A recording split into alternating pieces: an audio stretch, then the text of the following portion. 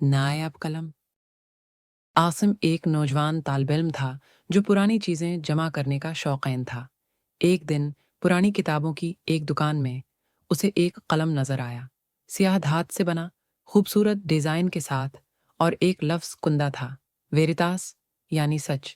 دکاندار نے کہا، یہ قلم خاص ہے، جس کے ہاتھ میں ہو وہ صرف سچ ہی لکھ سکتا ہے، جھوٹ لکھنے کی کوشش کرو تو سیاہی خشک ہو جاتی ہے۔ عاصم نے ہنستے ہوئے قلم خرید لیا، مگر جلد ہی اسے عجیب باتیں محسوس ہونے لگیں۔ جب وہ کلاس میں نوٹس لیتا، اس کا ہاتھ وہی لکھتا جو سچ ہوتا، چاہے وہ استاد کے الفاظ ہوں یا ان کے خیالات۔ ایک دن عاصم نے انجانے میں ایک سوال کے نیچے یہ لکھا، استاد صاحب خود اس تھیوری پر یقین نہیں رکھتے۔ جب عاصم نے کاغذ دیکھا، وہ حیران رہ گیا، کیونکہ اس نے یہ لکھا ہی نہیں تھا۔ قلم نے خود بخود یہ بات لکھ دی تھی۔ پہلے پہل تو یہ دلچسپ لگا، مگر پھر عاصم نے قلم کو اپنی روزمرہ زندگی میں استعمال کرنا شروع کیا۔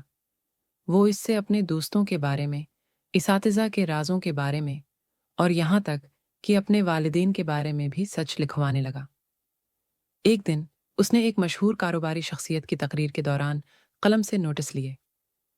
صفحے پر یہ لکھا آیا، یہ شخص کروڑوں کی کرپشن میں ملوث ہے اور اگلے ہفتے ملک سے بھاگنے والا ہے۔ عاصم نے جھٹ وہ بات سوشل میڈیا پر لکھ دی، ثبوت کے ساتھ، جو قلم نے اگلے صفحے پر خودکار طور پر فراہم کیے۔ ملک بھر میں ہنگامہ مچ گیا، اخباروں کی سرخیاں، ٹی وی پر ٹاک شوز اور عدالت میں طلبی۔